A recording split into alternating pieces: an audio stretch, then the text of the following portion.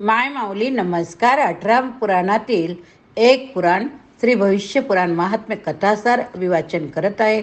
अध्याय 8. प्रथम श्री विष्णूला नमस्कार करून प्रारंभ करते. भाग 22. विवाहविधीचे वर्णन. आपल्या आईच्या पिंडाची नसेल आणि आपल्या पित्याच्या गोत्राची नसेल अशाच स्त्रीशी माणसाने विवाह करावा.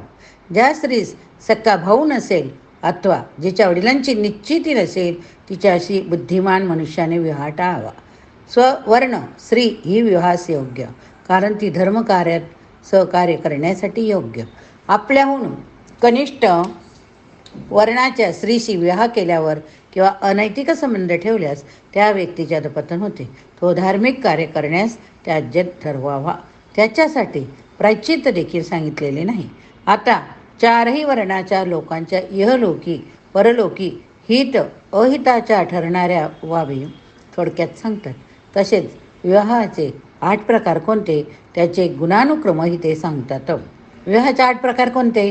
बालविवाह, दैवविवाह, आर्षविवाह, प्राजपत्य विवाह, असुराविवाह, गांधर्व विवाह, राक्षस विवाह व पैशाचा विवाह. धर्मशास्त्रात सांगितलेल्या विद्वानांनी स्वीकार केलेला असा धर्म कोणता? ऋषींनी विचारले. ज्या धर्माचा स्वीकार विद्वानांनी सत्पुरुषांनी रोग द्वेष हे विकार ज्यांना नाहीत अशा लोकांनी केलेला, जो धर्म अंतःकरणाला पवित्र वाटतो असा धर्म नीट समजून घ्यावा. या संसारामध्ये वासनांत असणे चांगले नाही.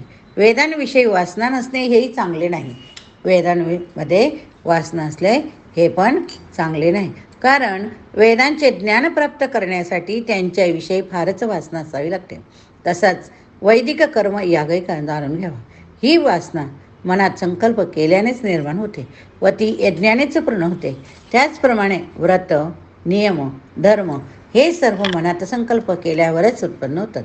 या जगात वासनेखेरीज इच्छेखेरीज कोणतेही काम करणारा कधीही मिळत नाही. म्हणूनच मनुष्य जे काही काम करतो त्यामागे कोणती ना कोणती इच्छा असून केलेले प्रयत्न असतात. त्यामुळेच ते या कामास प्रवृत्त झालेले असतात.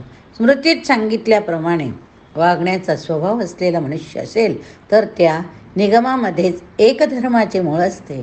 साधू पुरुषांची वागणूक व स्वतःच्या आत्म्याचा स्वतःचा आनंद असणे म्हणजेच धर्माचे मूळ होय.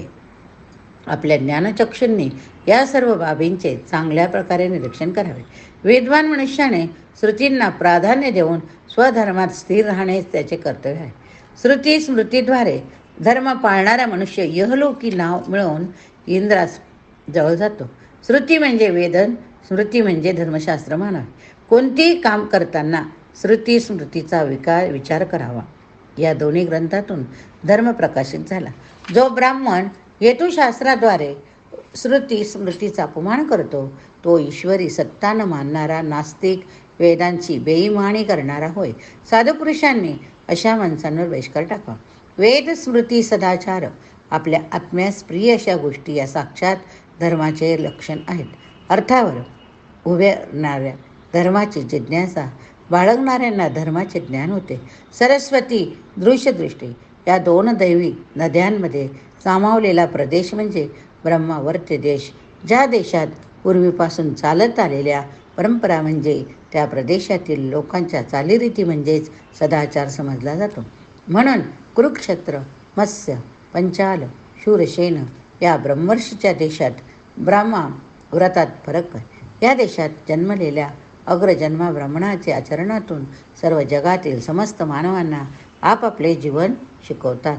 हिमालय, विंध्य पर्वत या दरम्यान विनशत प्रयागातून पवित्र असलेला जो देश त्यास मध्य देश म्हणतात. पूर्व सागर पश्चिम सागरापर्यंत त्या 2 पर्वतावरील जो भूभाग त्यास पंडित आर्याव्रत म्हणतात. जेथे काळ्या गायी हरणे स्वतः शांतीने राहतात. जो यज्ञिक देश होय. याखेरीज असणारा म्लच्छ देश म्हणतात. शुभदेशामध्ये स्थायिक होणे हे श्रेष्ठ ब्राह्मणाचे कर्तव्य होय. भाग 23. स्त्रियांच्या गृहधर्माचे वर्णन. स्त्रीने असे समजायला हवे की तिच्या पतीचे मन शरीर बोलणे हे पूर्णपणे देवतेचे मन शरीर वाणी होय. ती स्वतः जणू पतीच्या अर्ध्या अंगापासून निर्माण झाली. असल्याने नेहमी पतीच्या हिताचेच व्हावे. पतीला प्रिय असलेली गोष्ट तिला प्रिय व्हावी. पती ज्या गोष्टीचा द्वेष करतो तिच्या पत्नीने द्वेष करावा. त्या अधर्मात अनर्थात युक्त अयुक्त गोष्टीत तिने गुंतून घ्यावे.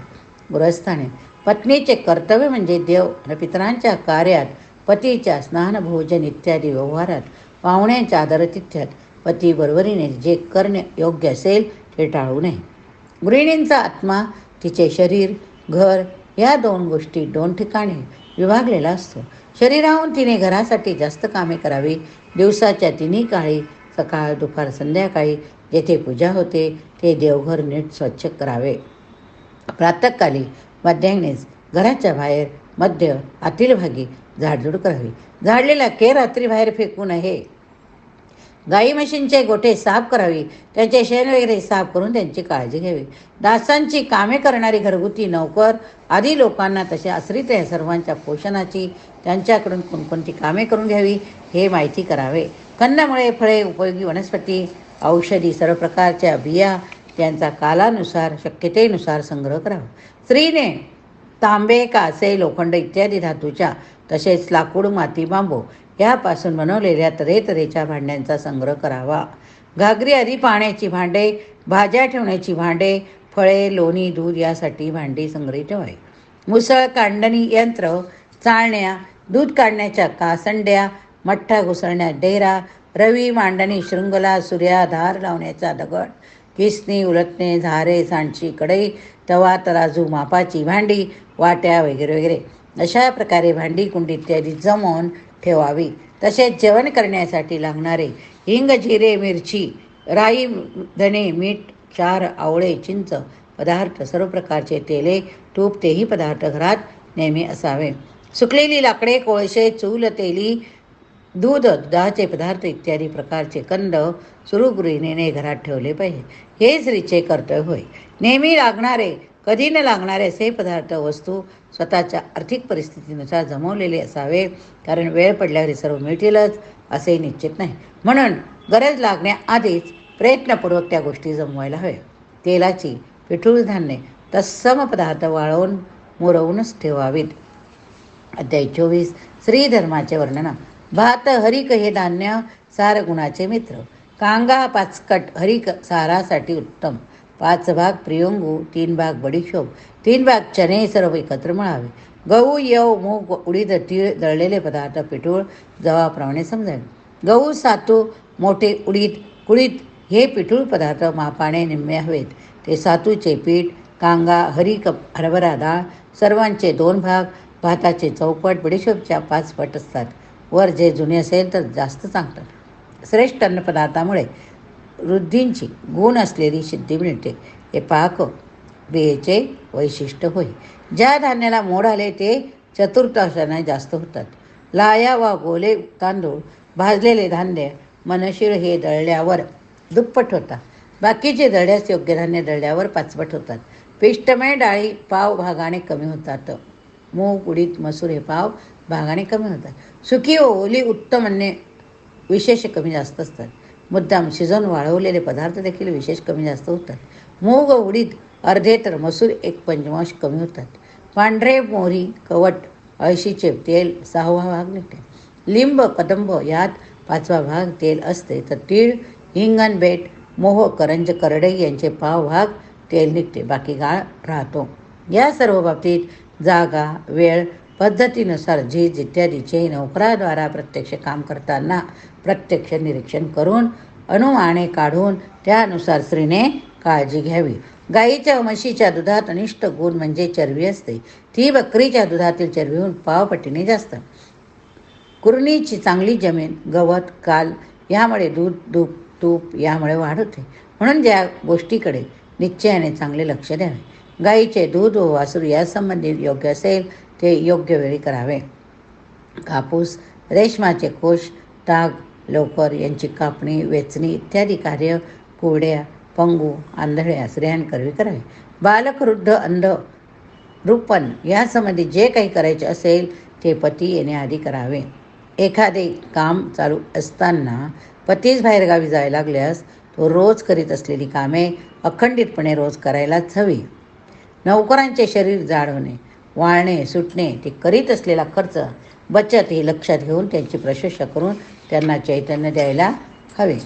आपल्यापेक्षा मोठ्या आपटकरवी कापड, चौपट, धान्य, धून यांची व्यवस्था करून घ्यावी.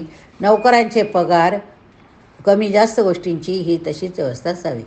ताग, कापूस यांचे जंतू 5 एक भाग या प्रमाणात निघतात. रुईचा 1/20 भाग काड्यांना कमी होतो, कांटांना कमी होतो. वायूने व्यापलेले पिंजलेले स्वच्छ लोकरही 1/20 कमी होते. त्या तंतूमध्ये 50 भागाचा क्षय होतो. त्यामुळे सत्वंशाच्या संपर्क आल्यास 10 ते 11व्या भागाची वाढ होते. तलम मध्य तंतू अधिक सारखे असतात. लोकरीचे जाडतंतू पुन्हा कातल्यावर क्षय पावते. मात्र या क्रियेत देशप्रदेशाप्रमाणे भिन्नता असल्याने लोकरीची जर काढण्याचे नियम तज्ज्ञांकडून समजून घ्यायला हवे. जाड लोकरीसाठी 3 दिवस, मध्यम लोकरीकरिता 3 दिवस, 3 रात्री, तर अगदी अनेक बारीक लोकरीसाठी 1 पंधरवड्याहून 1 महिन्यापर्यंत शुद्ध करणारे रसायन वापरावे.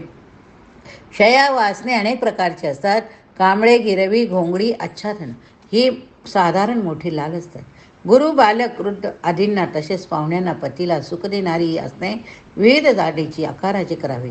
पतीसाठी, सासरे इत्यादिकांसाठी विशेष असावी. त्यांचा वापर इतरांना करून देऊ नये. पती वगैरेचे घातलेले कपडे, माळा, दागिने घालू नये. त्यांच्या बिछाण्यावर आक्रमण करू नये. काढल्यानंतर जो बारीक भुसा इत्यादी हीन उरते ते देण्यास योग्य असून गायींना वगैरे घालावे. दह्यापासून तूप मिळवावे. दूध काढताना गायीच्या वासरांना दुःख देऊ नये, म्हणजे त्यांना पिण्यासाठी दूध ठेवावे. कुत्रे, डुक्कर आदीचे पोषण वर्षा, शरद, वसंतात 2 वेळा व खेरीज एखादा तक्र म्हणजे दह्यात पावपट पाणी घालून ताक देऊन करीत जावे. नाही तर तो विक्रीसाठी हीन किमतीचा होतो. गुराख्यानं उंची धान्य देऊन तुट्ट ठेवावे, नाही तर ते दूध जास्त पळवतील. गायीची धार काढणाऱ्यावर एकाच स्तनातून धारेच्या वेळेबद्दल सक्ती करू नये. धार काढणाऱ्याने गाय व्यावल्यावर 1 महिन्यापर्यंत एकाच स्तनातून दूध काढावे. त्यानंतर 2 महिन्यापर्यंत 2च आचळातून दूध काढावे. 3ऱ्या पिठाच्या वड्यांनी पिंड, गवत, मीठ, पाणी यांनी वेळ काळ पाहून पाडसाचे पोषण करावे. जगध्वज, गर्भिणी, धेनू, वत्सातरी या 5 प्रकारच्या गायीस सारखेच गवत द्यावे. गायीच्या जागेवर नजर ठेवण्यासाठी रानटी पोरशांना भीती वाटावी म्हणून शोभेसाठी गायीच्या कानात, शिंगात घंटा बांधावी. हिंस्र, रानटी प्राणी नसलेल्या, दुष्टानी रहित, गवत, पाणी असलेल्या वनामध्ये नेहमी गायीच्या कळप चारावा. गोठाही बांधावा. बकऱ्यांचे राहण्याचे ठिकाणी नेहमी सुरक्षित बनवावे. चैत्र, अश्विन महिन्यात लोकर कापून घ्यावी. त्यांच्या कळ्यात 10 नर असावेत. त्यांच्या कळपात 10 नर असावे. गायीच्या कळपात 4 व 5 बैल असावे. घोडे, उंट, म्हशीच्या कळपात सहज शक्य असेल तेवढे नर असावे. शेतीची कामे त्यांना अनुकूल काल शेतकऱ्यांची दादी माहिती स्त्रीने जाणून घ्यावी. त्या कामात कोणी नोकराने दाखवून दिलेल्या अधिक योग्यतेचा विचार करू त्यास अन्न, वस्त्र, शिस्त्र देऊन सन्मानित करावे. फुले, भाज्यांचे वाफे तसेच कंद, बियापासून उत्पन्न होणारे पदार्थ त्यांचे दिवसात व त्या बियांचे संग्रह करून ठेवावे. ते चांगल्या जमिनीत योग्य वेळी पेरावे. रुजलेल्यांचे रक्षण करावे. तयार झालेले पदार्थ साठवून त्याची निगा राखावी. धान्य नुसत्या हाताने घेऊ नये. खाण्यापिण्याचा खर्च मिळकतीच्या सीमेच्या आत असावा. अन्नाबाबत मुक्त हस्त नसावा. जगात हजारो पुरुषांच्या घरी स्त्रियांचे प्राबल्य आढळते. त्या ठिकाणी त्या स्त्रियांनी याप्रमाणे दोषरहित गोष्टी अंगी बांधल्या तर त्या सुयोग्य, सौभाग्यवान होतील. उद्योगी स्त्रियांनी चांगल्या प्रकारे स्वतःच्या पतीची आराधना करून त्यास असेही वंश करून घ्यावे. ब्रह्मपर्व समाप्त झाले. या ठिकाणी उद्यापासून आपण मध्यपर्व बघणार आहोत. हरये नमः. पुराणां सर्वशास्त्राणां प्रथमं ब्रह्मणा स्मृतं उत्तमं सर्वलोकानां सर्वज्ञानोपपादकम्.